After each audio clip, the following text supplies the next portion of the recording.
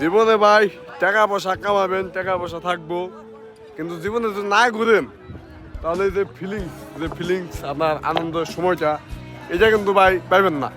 জীবনে আপনি ঘুরতে হইব, টাকা পয়সা কামাইতে হইব, টাকা পয়সা থাক বা না থাক যেমনি হোক আপনি বাসা থেকে বেড়ে যেত, বেড়ে এই জন্য করে ঘুরতে হোক।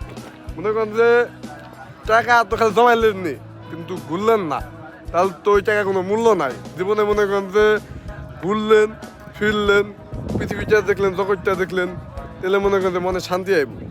মনে করেন যে এত টাকা পয়সা জমিয়ে কোনো লাভ নাই, কারণ 2 দিন পর দেখবেন মরে গেছেন গা। নাহলে ওই টাকা পয়সা দেখবেন অন্য কেউ খাইতেছে, নাহলে ওই টাকা পয়সা দেখবেন কোনো কাজে লাগতেছে না।